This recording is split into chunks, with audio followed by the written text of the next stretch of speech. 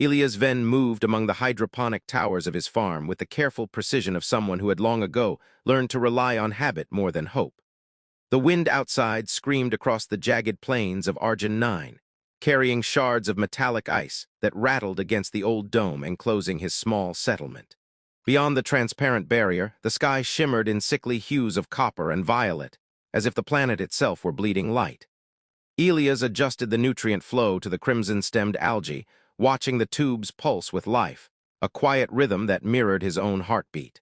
Loneliness had become a companion as tangible as the machinery that hummed around him, filling the hollow spaces of the dome with a synthetic symphony. He had learned to speak to it, muttering under his breath as he calibrated pumps and sensors, finding in these mechanical rituals a strange comfort, a tether to the world he no longer fully understood. One morning, while scanning the perimeter with the handheld gravimetric detector he carried, a faint disturbance caught his attention. The readings suggested something living, small, and irregular, moving against the magnetic currents of the barren plain. Elias frowned. Few creatures remained on this side of Argent 9, and even the scavenger drones rarely strayed from the old trade routes. He adjusted the sensors, narrowing the sweep, and that was when he saw it. A shadow darting across the frost-streaked landscape, impossibly small to be a predator of consequence. The shape moved with a fluid grace, wings tucked close to its body, scales glinting under the weak sun. Elias froze, heart hammering. It was alive, undeniably, and yet unlike anything catalogued in the human records of the terraforming wars. The creature, no larger than a medium-sized dog, approached the dome, limping slightly, one wing bent at an unnatural angle. Its eye, clouded and milky, tracked him, unblinking, and Elias felt an instinctive pull he could not name, a combination of curiosity and caution that rooted him to the spot. With a careful exhale, he lowered the scanner and opened the outer hatch, stepping into the frozen wind.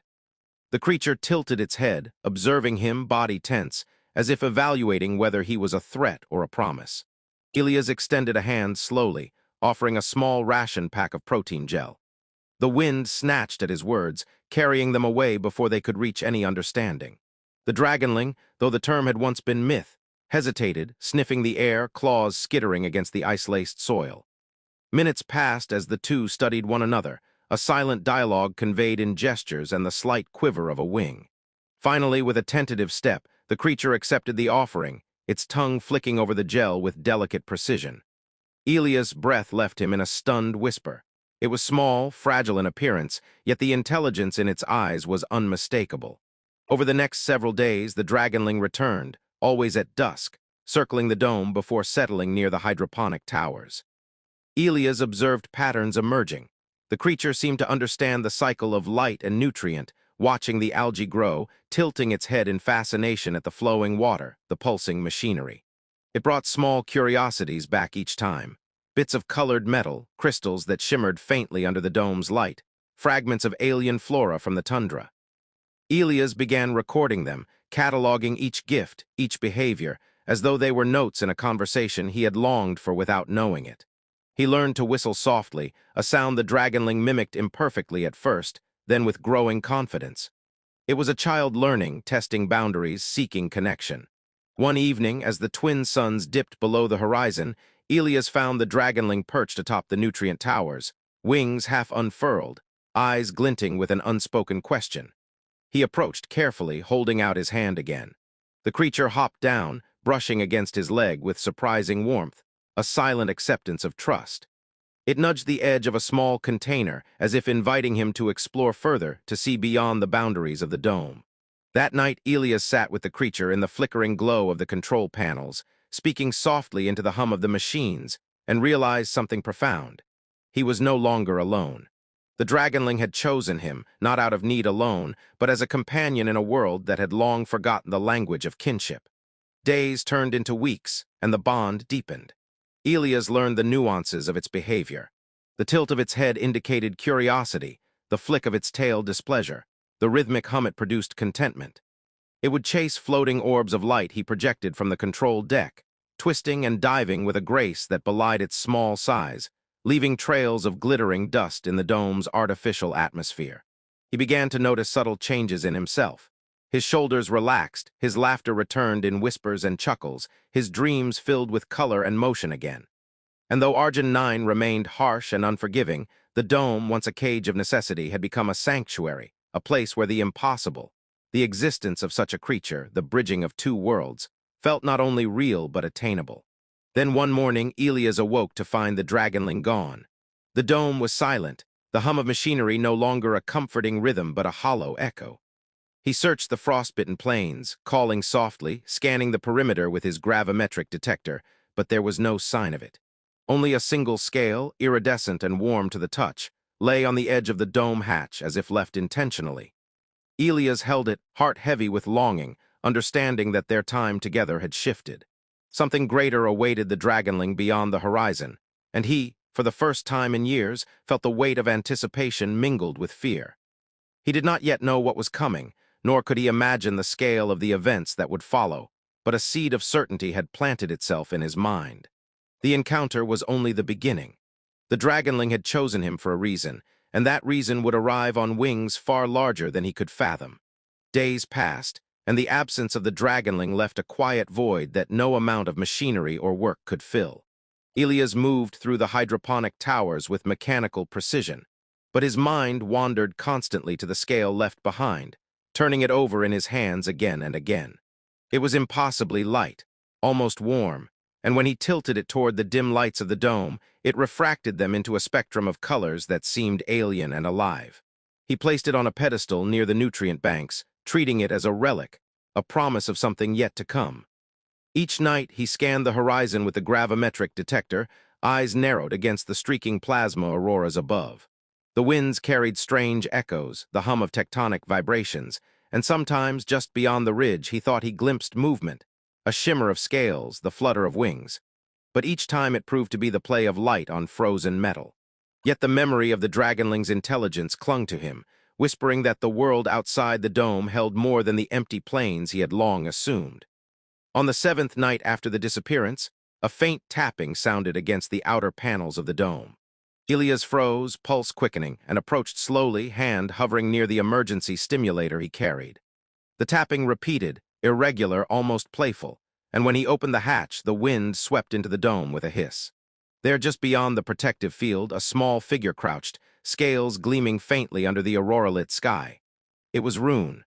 The dragonling had returned, uninjured, but carrying a glinting fragment of crystalline metal clutched between its claws. It placed the shard at Elias' feet and stepped back, wings twitching with cautious excitement. The gesture was deliberate, almost ceremonial, and Elias understood. It was not merely a gift, but a message. The shard vibrated faintly, pulsing in sync with the dragonling's heartbeat, and when he picked it up, a soft hum filled his mind, like the echo of distant machinery tuned to the resonance of living matter. From that night onward, Rune's visits became more regular, and with each arrival, its intelligence revealed itself more clearly. It began to mimic Elias' gestures, tilting its head when he gestured toward the nutrient tubes, flicking its tail in rhythm with the hum of the water pumps. It observed the holographic interface of his environmental controls, occasionally tapping at symbols with a claw, as if trying to learn the language of the machines. Elias found himself speaking to it in low tones, explaining the processes, the cycles of growth, the balance of nutrient flow. Rune listened, tilting its head, occasionally emitting a low, resonant hum that vibrated through the floor. It was as if the dragonling was absorbing not only his words, but his understanding of the world, learning to see through his eyes, and in doing so, it was teaching him something profound. That intelligence was not bound to form, nor was curiosity limited to species. Elias began to notice subtler changes. Small, unexpected modifications appeared in the dome overnight. Nutrient pumps recalibrated with precise adjustments he had not programmed, filters cleaned and repaired in ways that suggested not mere chance. Rune had been experimenting, adapting to his environment, leaving small signs of its presence like footprints in the snow outside, tiny imprints with 3 clawed toes and the faint impression of wings. One morning, as Elias inspected the outer array, he found a narrow tunnel, carved cleanly through the frozen soil, lined with fragments of crystal and metal. It was as if Rune had been constructing a secret pathway, leading him outward, toward something beyond the ridge. The discovery filled him with both awe and unease. The dragonling was no longer a visitor. It was a guide, offering a glimpse into a world he had not yet imagined. One evening, Elias projected floating orbs of light from the control deck, small holograms that hovered in midair. Rune chased them, twisting and diving with increasing dexterity, leaving trails of phosphorescent dust in its wake. Its wings had grown stronger, scales more iridescent, and when it landed beside him, it nudged his hand with surprising gentleness, a gesture of affection and trust. The bond between them deepened, but with it came an awareness. Rune carried knowledge, or perhaps memories, of a world that predated human occupation of Argent 9. Elias began to catch glimpses in its behavior, patterns in flight that mirrored orbital trajectories, gestures that suggested recognition of energy flows, subtle hums that resonated with frequencies humans had long considered inert.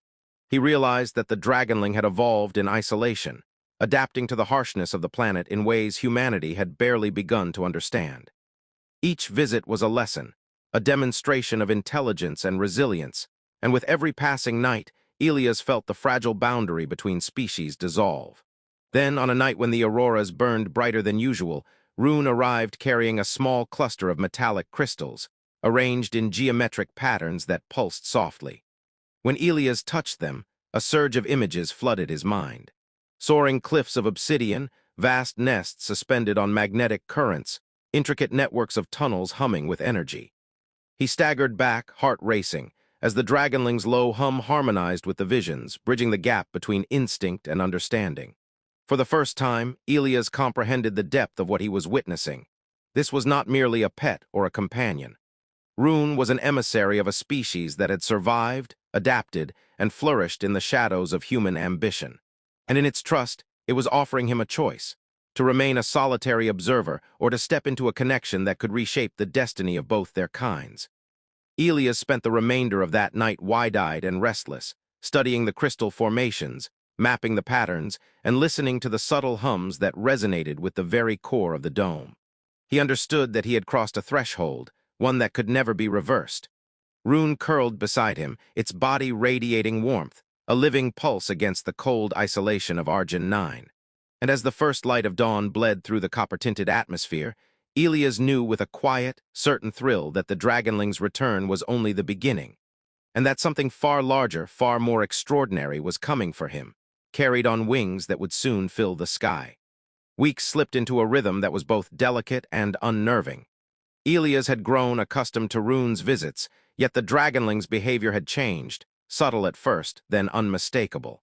It no longer merely explored the dome or played with the light orbs. It became restless, pacing along the hydroponic towers, wings twitching in anticipation. The auroras above Argent 9 had begun to shift in patterns more erratic than usual, streaks of violet and green flaring against the copper sky, as if the planet itself responded to the dragonling's presence. One evening, as Elias calibrated the nutrient flow, he noticed that Rune's scales caught the aurora's reflection in a way that made the creature appear larger, more majestic, almost ethereal. It hopped from tower to tower, humming low vibrations that resonated with the glass of the dome, and Elias, uneasy but fascinated, followed its gaze to the horizon. Beyond the ridge, the ice fields shimmered with irregular motion, fragments of crystal reflecting the faint light. At first, Elias thought it was mirage, a trick of the auroras interacting with the frost. But then shadows shifted. Shapes emerged, large and deliberate, moving with coordination and purpose. He staggered back, heart hammering, as one shape lifted into the sky. A massive wing, iridescent and patterned, cutting through the glowing streaks above. Rune emitted a sharp, urgent series of clicks and whistles, circling him before taking to the air in a series of rapid, precise beats. The wind tore through the dome as he watched the dragonling rise toward the silhouettes. Elias' breath caught as he realized these were not hallucinations or distant rocks. The dragonling's kind, long thought extinct on Argent 9, were returning, drawn perhaps by some call only they could sense. For hours, Elias watched, torn between awe and fear. The auroras above pulsed, reflecting off scales that glittered like precious alloys. Each dragon moved with elegance and purpose, a synchronized ballet against the dying light. The largest of them, with wings spanning more than the width of his dome, hovered briefly on the ridge, eyes glinting with intelligence, before descending into the haze, leaving only Rune circling closer to him. Elias felt the weight of their gaze, an unspoken scrutiny that made his own heartbeat feel exposed. The dragonling landed beside him, pressing its scaled forehead against his chest. A gesture of reassurance or warning he could not tell. Then with a flutter of wings, Rune pointed toward the ridge, nudging him with insistent taps of its claws. The message was clear. Something was approaching, something far larger than he could have imagined. The following nights were restless. Ilias installed additional sensors and gravimetric detectors along the ridge, scanning the terrain for movement. Every flicker of heat or vibration seemed amplified, a signal of approaching life. Rune became a constant presence at his side, occasionally leaping onto the arrays, wings fanning the air as if trying to accelerate or guide the readings. One night, a series of low-frequency hums rippled through the ground, vibrations that seemed synchronized with Rune's own hums. Ilias, eyes wide and muscles tense, realized that the dragonling species had developed a method of communicating over vast distances through harmonic resonance, a network of signals invisible to human detection. The revelation made his pulse spike. This was no ordinary predator returning home, but a society, structured and deliberate, capable of coordination beyond anything humans had known on Argent 9. Then, just before the dawn of a copper-tinged day, the sky erupted. Shadows multiplied, rising from the distant plains and sweeping toward the ridge in a river of living motion. Dozens, perhaps hundreds of dragons ascended together, wings reflecting the fractured light of the aurora, their hums weaving into a complex, resonant pattern that filled Ilias' dome and shook the very air. The ground trembled beneath his feet as the leading dragons circled the ridge, their eyes scanning, calculating, judging. Ilias stood frozen, the enormity of what he was witnessing pressing into him from all sides. The wind tore through his hair, carrying scents he could not name, ozone, mineral, something older than humanity itself. Rune hovered before him, wings outstretched, emitting a vibration so deep that it resonated through his chest. Ilias understood, without words, that the dragonling had returned not alone, but as the envoy of a larger, organized presence. As the herd approached, smaller dragons darting like flashes of light between the massive forms, Rune guided Ilias to the edge of the dome. With a careful motion, it tapped the gravimetric scanner, showing a path through the ice-crusted plains. Ilias understood that he was being invited, or perhaps commanded, to leave the safety of the dome. Each step outside felt surreal. The ground vibrated beneath his boots, each tremor echoing the synchronized hum of hundreds of wings. The dragons circled higher, forming a living lattice above him, and Ilias glimpsed the architecture of their society. Nests suspended on natural magnetic currents, shards of crystal embedded in cliffs, as if to channel energy, intricate formations that mirrored celestial patterns. The sight was breathtaking and terrifying. He realized that he had become part of something far larger, a nexus where human curiosity and dragon intelligence intersected. Rune landed at his side again, nudging his hand toward a small metallic shard embedded in the ice. When Ilias touched it, the shard pulsed with light, images flooding his mind. Soaring landscapes, tunnels humming with energy, creatures of every size moving with grace and precision. He staggered, clutching the shard, as the resonance of hundreds of dragons, hums aligned with his own heartbeat. He understood in that instant. They were not here to threaten, but to acknowledge, to offer a bridge and perhaps a warning. The future that had once seemed isolated, controlled by the monotony of a single farm, had expanded in an instant into something vast and unknowable. And as the sun broke over the ridge, bathing the herd in a glow of molten colors, Ilias knew that his life would never return to solitude, and that the choices he would soon make could shape not only his destiny, but the fate of all who shared this planet. The days that followed were marked by a tension that was both exhilarating and terrifying. Ilias could feel it in the vibration of the ground, in the shifting auroras above, in the subtle, insistent hum that seemed to pulse through the very air around his dome. Rune no longer lingered only near the hydroponic towers. It patrolled the perimeter of the farm with careful precision, wings outstretched, claws scraping softly against the reinforced panels. Its gaze constantly flicked toward the distant ridges, where shadows of the herd could sometimes be glimpsed against the shifting light of Argent 9 chaotic sky. Each time the auroras danced with sudden intensity, the dragonling twitched, its body vibrating in resonance with some signal Ilias could not yet perceive. He began to understand that these creatures were not merely reacting to the environment. They were communicating with it, reading currents of energy invisible to human instruments, coordinating with a network beyond his comprehension. Ilias fortified the dome, calibrating the atmospheric shields and reinforcing the energy conduits. But even these preparations seemed trivial in the face of what he had witnessed.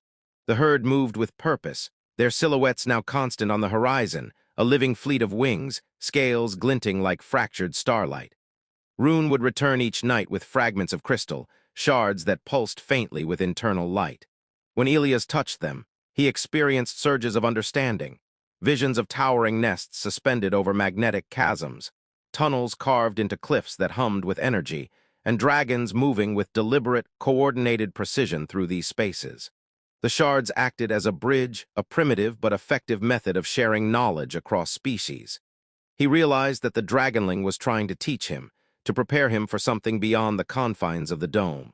Then, one evening, the ground beneath the dome began to tremble more violently than any storm could account for. Elias braced himself against the control panel as a low, rolling hum filled the air, vibrating through his bones. Rune took to the air in a series of sharp, precise beats, emitting high-frequency calls that rippled through the landscape. From the ridge, shapes began to emerge, dragons descending in arcs, wings slicing the copper sky with synchronized precision, eyes reflecting intelligence and caution. Elias understood immediately. This was a visitation, deliberate and monumental. The dragons were not curious observers, they had come with intent. Rune circled him once, tapping his arm with insistence, and then darted toward the approaching herd, beckoning him to follow. Stepping outside the dome, Elias felt the wind tear at his clothes, carrying scents that were at once metallic and organic. A strange blend of ozone, mineral, and something older, something alive. The ground vibrated beneath his feet with each beat of the approaching wings. He followed Rune across the frost-laced plains, the herd forming an immense crescent around him. Smaller dragons flickered in and out of sight like living sparks, while the larger, more imposing ones glided with majestic ease, their eyes tracking every movement. Elias noticed patterns in their flight, symbols of geometry and rhythm, resonances that seemed to correspond with magnetic and gravitational fluctuations. These were not simple creatures. They were a species that had evolved to interact with the environment as a single, cohesive organism. At the center of the formation, Rune guided Elias to a cluster of crystalline formations jutting from the ice. The crystals pulsed with light, sending vibrations through his hands as he touched them. Instantly, visions flooded his mind.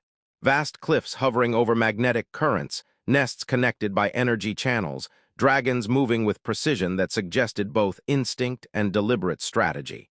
Elias staggered back, overwhelmed by the scale and complexity of the society he was glimpsing. The herd's hum intensified, a symphony of resonance that enveloped him, aligning his senses with their network. It was a form of communication that transcended speech, a language of energy, vibration, and understanding. Hours passed as he absorbed fragments of this knowledge, guided by Rune and the constant presence of the surrounding dragons. He realized that their appearance on the horizon was not accidental. It was a response, an acknowledgement of his acceptance and kindness toward Rune. By treating the dragonling with care, he had crossed an invisible threshold, becoming a participant in a society that humans had long assumed extinct. The implications were staggering. Elias began to piece together that the herd had been observing, testing, and evaluating him, and now they were extending trust on a scale that dwarfed his understanding. Their movements, their gifts, the very vibrations of their presence, all carried meaning, instructions, and guidance. As the sky began to lighten with the faint glow of dawn, Elias returned to the dome, carrying shards of crystal imbued with pulses that continued to echo in his mind. He knew that his life had shifted irrevocably. The herd would remain, watching, teaching, guiding, and he would be forced to adapt to a world larger, stranger, and more complex than he had ever imagined. Rune curled beside him, wings folded but body tense, as if sharing the gravity of the moment. Elias realized that the quiet solitude of his farm was gone, replaced by a presence that demanded awareness, understanding, and eventually, action. And as he traced the patterns in the crystal shards, feeling the lingering hum of the herd's resonance, a sense of anticipation gripped him. The arrival of these creatures was only the beginning, a prelude to an event that would reach far beyond the plains of Argent 9, into the skies and perhaps even the stars themselves. The herd settled on the plains with deliberate precision, wings folding in patterns that seemed almost ceremonial, scales catching the copper light in fractured rainbows. Elias watched from the edge of the dome, Rune at his side, a living pulse of warmth and energy. Each dragon moved with careful deliberation, circling one another, exchanging signals that vibrated through the air and the frozen ground alike. The smaller dragons darted between the larger ones like sparks in a storm, leaving trails of faint luminescence that glimmered in the frost. Elias felt a growing weight of awe and a subtle undercurrent of fear. This was no casual visitation. This was a society declaring its presence, asserting awareness, and offering judgment. The realization settled on him with the force of the auroras above. His simple act of kindness toward Rune had ripple effects beyond his comprehension, drawing the attention of a species that had long thrived in secrecy. Rune moved forward, nudging Elias toward a line of crystalline fragments embedded in the ice. Each shard pulsed faintly, a soft rhythm that echoed in the vibration of his chest. When he touched them, images flooded his mind. Mountains suspended over magnetic currents, nests interwoven with shimmering energy conduits, dragons moving in precise synchrony, communicating in harmonics that transcended speech. He staggered, barely able to process the scale of it, yet a clarity emerged within the chaos. The dragons were offering him a glimpse into their world, a bridge between species, a trust that had never before been extended to a human. Each shard was a lesson, each vibration a thread of understanding. The herd, he realized, had come not to intimidate but to acknowledge. His empathy for Rune had unlocked a door into a civilization humans had assumed lost, hidden from the greed and destruction of colonization. One by one, the dragons approached, carrying gifts of their own making. Metallic shards inscribed with intricate geometric patterns, fragments of crystal pulsing with embedded energy, even rare flora that glimmered with bioluminescent vibrancy. They laid these offerings at the dome's edge in a silent, deliberate ritual. Elias knelt, touching each fragment with reverence, sensing the knowledge encoded within. The metallic shards resonated with memories of the planet's past, the crystal fragments with energy flows unknown to human science, and the flora with an understanding of survival in the harshest of conditions. He realized that these gifts were not merely tokens of gratitude. They were a language, a way of sharing what the dragons valued, what they had endured, and what they trusted him to understand. Rune chirped softly, its hum intertwining with the vibrations of the gifts, guiding Elias' comprehension with gentle insistence. Hours passed as Elias studied the offerings, feeling himself grow attuned to the subtle pulses that emanated from each shard and crystal. He traced patterns, noted rhythms, and began to anticipate the movements of the dragons outside. The herd's hums fluctuated in harmonics that resonated with the shards, as if the dragons were singing a song of memory and trust, teaching him to perceive the world not only through vision and sound, but through the very energy that connected all things on Argent 9. Each moment was a revelation, a lesson in patience, in observation, in humility. The enormity of what he was witnessing pressed on him. He was a singular human, yet these creatures treated him as kin, as a participant in a network that spanned plains, ridges, and hidden magnetic currents across the planet. By the next evening, the ritual had intensified. The dragons circled higher, sending waves of harmonic resonance across the ice fields, while Rune led Elias to a series of crystalline arches that vibrated with faint, steady pulses. When he stepped beneath them, the visions returned, more vivid, more detailed. Soaring landscapes of nests suspended on magnetic currents, tunnels humming with bioenergetic flow, dragons moving with deliberate choreography, sharing resources, protecting one another. Elias staggered, the weight of understanding pressing against him.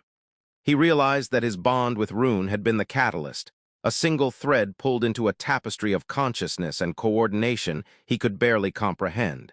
The dragons had evaluated him, judged his intentions, and chosen to extend trust, not as a reward but as a declaration of kinship. As the night deepened, the auroras above intensified, reflecting off the scales of the dragons, casting the plains in a mosaic of shifting colors. Elias felt the energy of the herd in every fiber of his body, a living rhythm that spoke of both power and wisdom. Rune perched beside him, wings folded, eyes glowing with gentle insistence, and Elias understood that this was the moment of initiation. The dragons were teaching him to perceive, to understand, and to prepare. They were extending the possibility of cooperation, of coexistence, but also warning him. This trust carried responsibility. Humanity had long forgotten the value of such connections, and now Elias held a key to something far larger than survival, far larger than knowledge. As the dawn began to streak the sky with molten hues, he looked over the herd, feeling both awe and determination. The wandering dragonling had returned, bringing an entire civilization with it. And in that presence, Elias realized that his life, and the fate of Argent 9, had been irrevocably altered. The morning air on Argent 9 was sharp, tinged with the metallic tang of ionized ice, yet Elias felt an odd calm as he stepped from the dome. The herd had remained, a constant presence that shimmered across the plains and ridges like living constellations. Rune flitted between the larger dragons, circling him with quiet insistence, eyes glimmering with intelligence and something that felt like pride.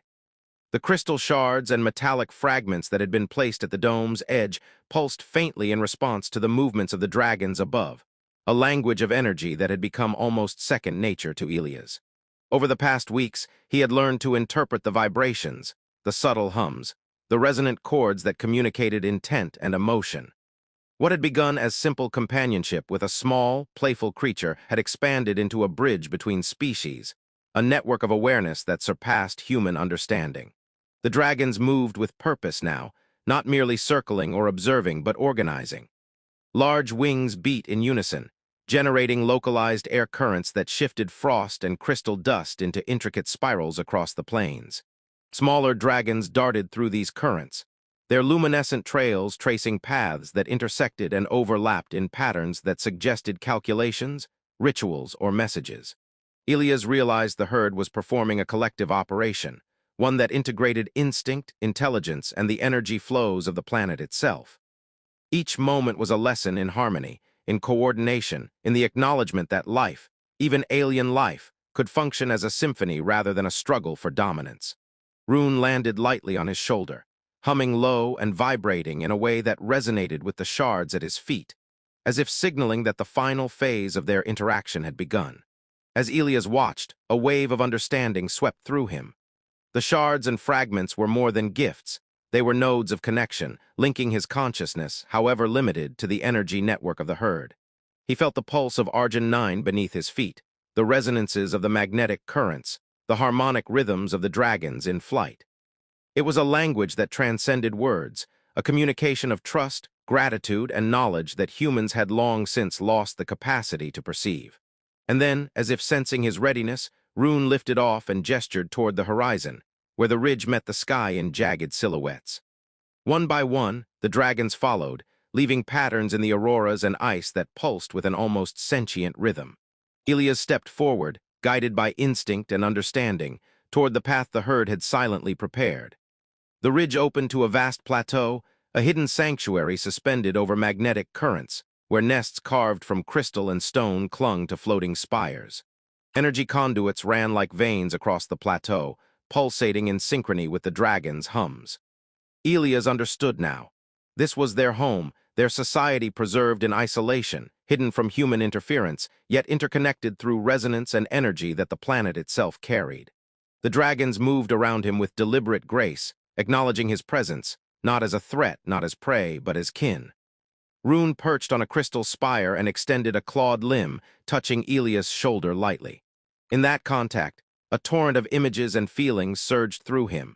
Memories of the herd's history, the struggles and survival of their kind, the lessons of cooperation, and the understanding that kindness, even from one human, could ripple outward to affect entire civilizations. Days passed in a rhythm that was foreign and exhilarating. Elias learned to read the subtle vibrations of the shards, to anticipate the flows of energy across the plateau, and to interpret the movements and hums of the herd. He discovered that each dragon had a role, a unique function within their society, and that Rune had served as his guide and interpreter, translating their intentions and allowing him to comprehend what had once been inaccessible. Gifts from the herd continued to arrive, each with embedded knowledge.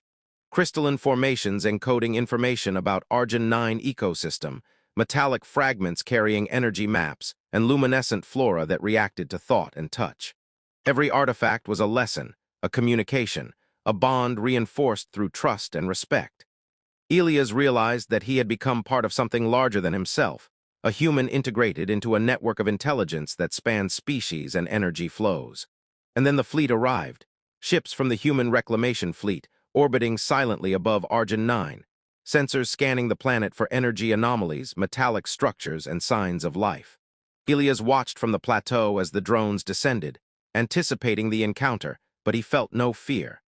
The dragons rose together, wings forming a living barrier, their hums resonating across the plains and through the hulls of the incoming ships. Rune flew beside him, a living emblem of trust, as he understood the choice that now rested before humanity: to invade and exploit or to observe and coexist. When the first human emissaries stepped onto the frost-crusted surface, they were met not with hostility, but with a display of intelligence and power that left them awestruck. Elias stepped forward, carrying the shard fragments that connected him to the herd. And in that moment, he became the bridge, the interpreter, the testament that understanding and kindness could yield bonds more powerful than fear or aggression. As the sun broke over the plateau, illuminating the crystalline nests and the vast expanse of winged forms, Elias felt a profound sense of closure. The herd had arrived, Rune had guided him, and humanity had been presented with a choice: to destroy or to respect, to conquer or to learn. The shards at his feet pulsed gently, resonating with the vibrations of the dragons above, a silent affirmation that the bond had been forged and would endure. For the first time in years, Elias felt the full weight of belonging, not just to his farm, not just to the dome or the plains, but to a network of life that stretched across the skies and into the unseen currents of Argent 9 itself.